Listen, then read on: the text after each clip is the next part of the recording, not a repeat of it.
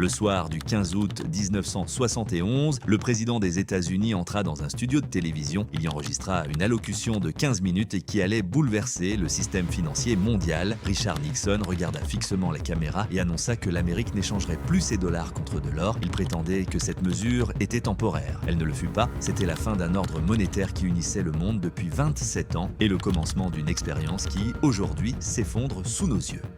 La plupart des gens qui ont suivi cette émission n'avaient aucune idée de sa portée réelle. Ils entendirent des termes comme spéculation ou stabilité monétaire, puis retournèrent tranquillement à leur dîner. Pourtant, dans les ministères des Finances et les banques centrales de chaque nation, la réaction fut proche de la panique. Ce soir-là, Richard Nixon venait de briser les fondations même de l'économie mondiale. Ce que nous observons aujourd'hui, l'or dépassant les 5 000 $ l'once, est l'aboutissement final de cette décision, mûrie depuis plus de 50 ans.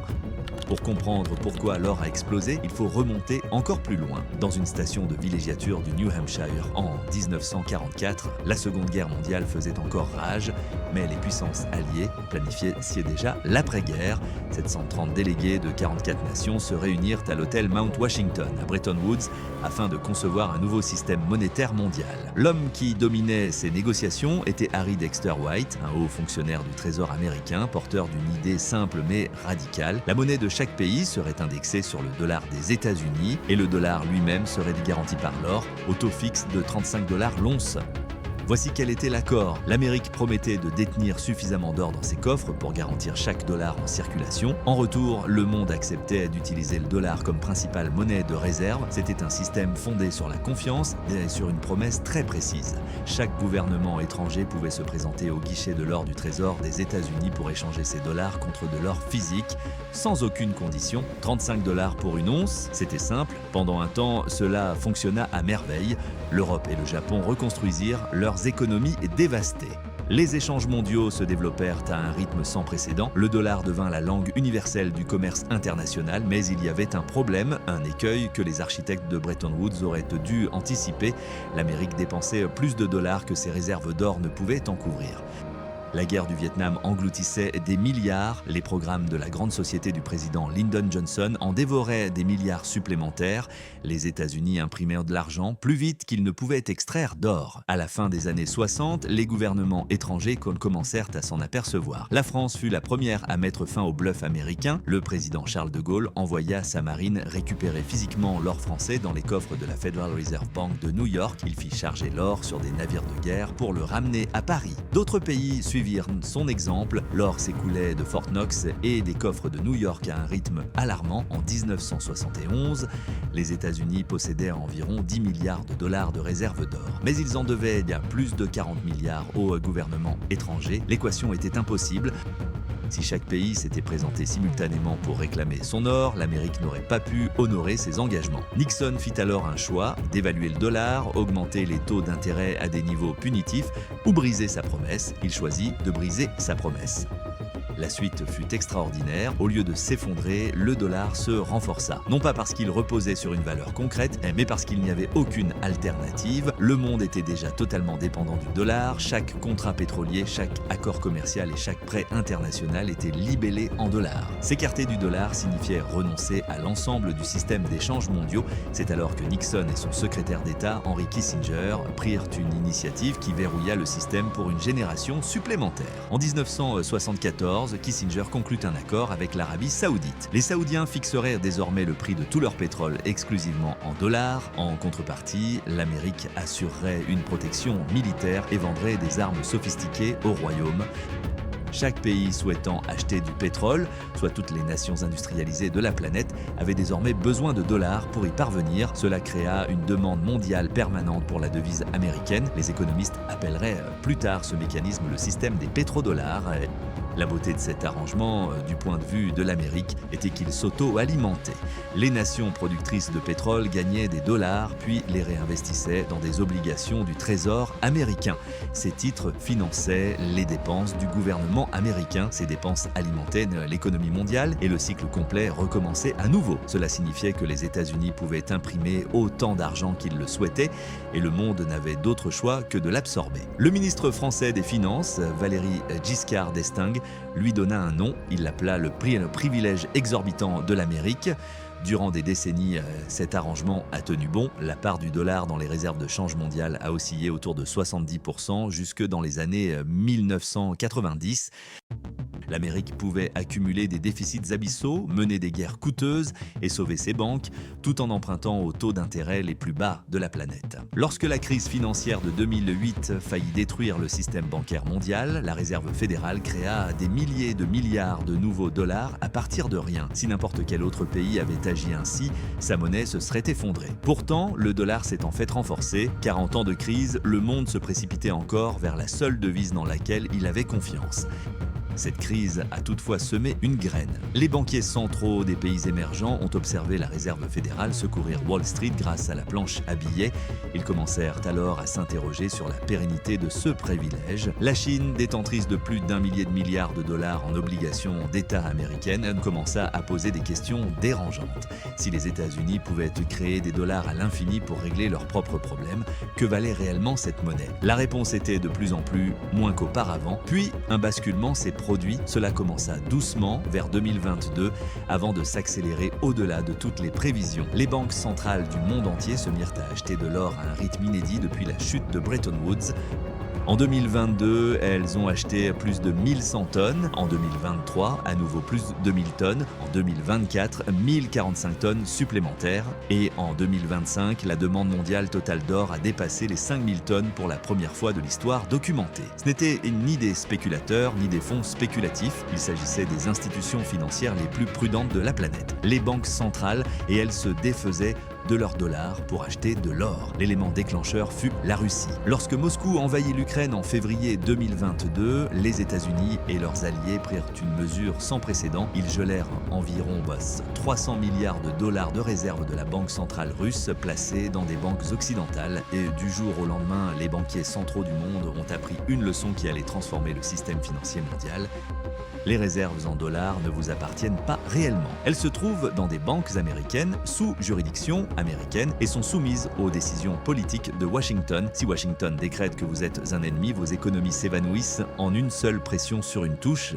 Chaque banquier central à Pékin, New Delhi, Brasilia et Ankara a observé le sort réservé à la Russie et s'est posé la même question. Cela pourrait-il nous arriver? C'est alors qu'ils ont commencé à acheter de l'or, car l'or est le seul actif de réserve qui ne peut être ni gelé, ni sanctionné, ni effacé d'un serveur. Il ne comporte aucun risque de contrepartie.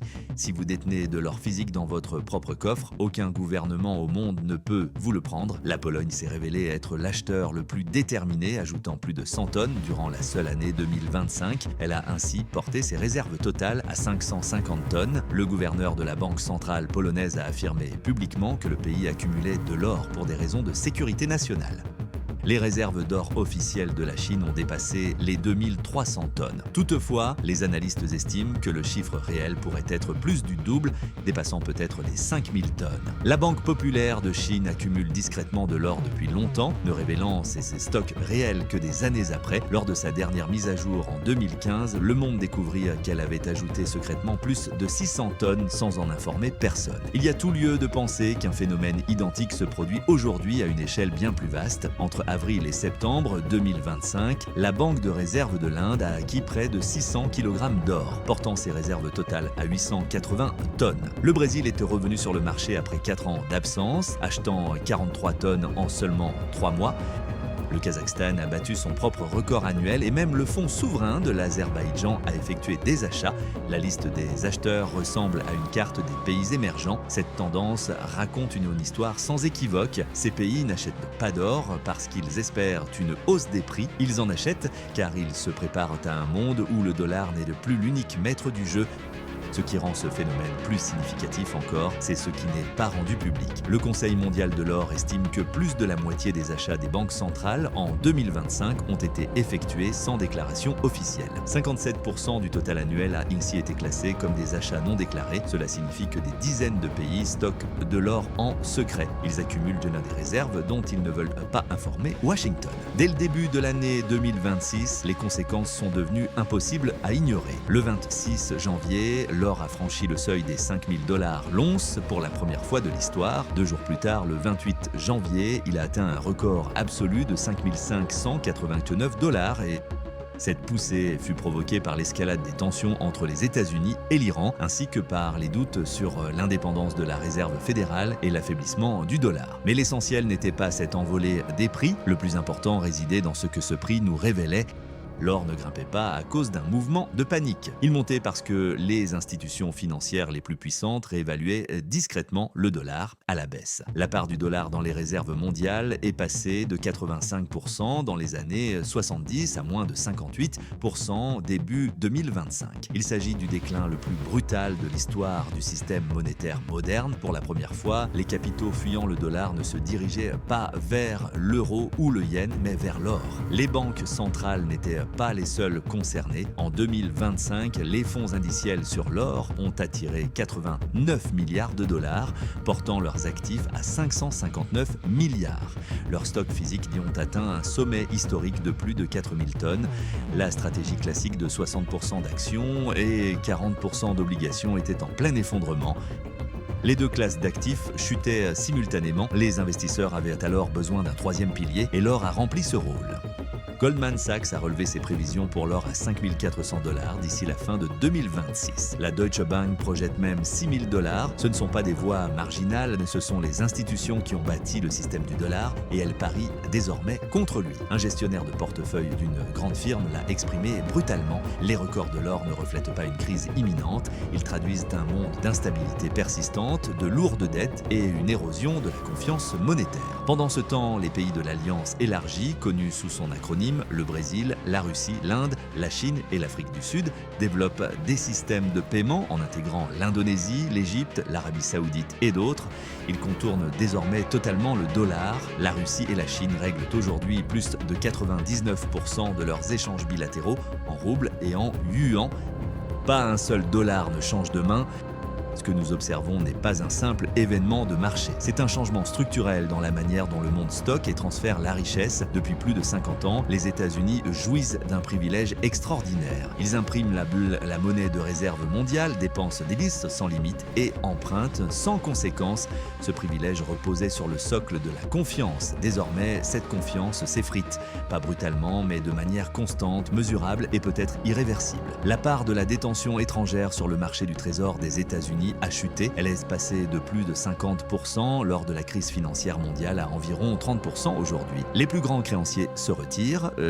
Il existe 3 futurs possibles à partir d'ici. Le premier verrait l'Amérique réaffirmer la dominance du dollar par sa puissance économique, sa discipline budgétaire et une politique monétaire crédible. Cela exigerait un consensus politique quasi impossible au vu de la trajectoire de la dette nationale, dépassant désormais 36 000 milliards de dollars. La deuxième option est une transition lente et gérée vers un système monétaire multipolaire. Elle inclurait plusieurs devises de réserve, davantage d'or et une dépendance moindre envers une seule nation. C'est ce à quoi la plupart des banquiers centraux semblent se préparer discrètement. La troisième possibilité est celle dont aucun dirigeant ne souhaite parler. C'est une perte soudaine de confiance, un instant où le flux de dédollarisation devient un torrent et où les acheteurs étrangers désertent les enchères du trésor. Les États-Unis découvriraient alors ce que signifie être une nation débitrice privée d'une planche à billets respectée par le monde. Nixon avait assuré au peuple américain que sa décision était temporaire. Un demi-siècle plus tard, l'or à 5 000 $ constitue la réponse du monde. La seule question restante est de savoir si les décideurs de Washington comprennent le sens de cette réponse ou si, comme les délégués de Bretton Woods, ils ne réaliseront ce qu'ils ont perdu qu'une fois cela disparu.